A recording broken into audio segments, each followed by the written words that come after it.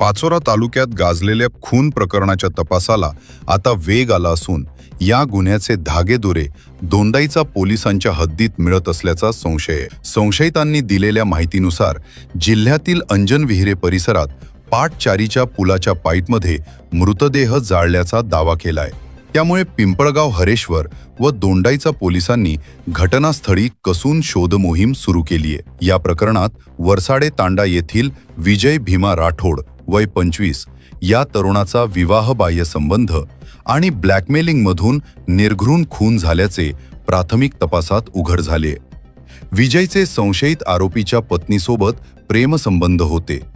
या संबंधातून काही अश्लील व्हिडिओंच्या आधारे तो संबंधित महिलेला धमकावत असल्याने सततच्या मानसिक छळाला कंटाळून त्या महिलेने पतीच्या मदतीने खून केल्याची कबुली दिल्याने परिसरात मोठी खळबळ उडालीये।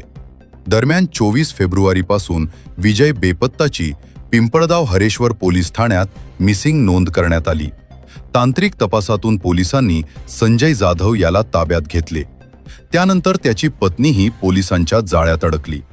दोन्ही संशयितांनी खून केल्याची कबुली दिली, मात्र मृतदेहाची नेमकी विल्हेवाट कशी लावली याबाबत ते वेगवेगळे जबाब देत असल्याने पोलिसांसमोर आव्हान उभे राहिले। पोलिसांनी संशयितांना अटक केली।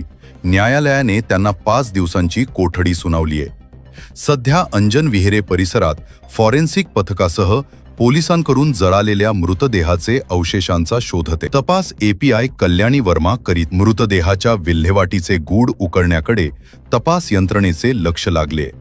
खुनामागील कारण स्पष्ट झाले, मात्र ठोस पुरावे मिळवण्याची धडपड अजूनही सुरूच आहे।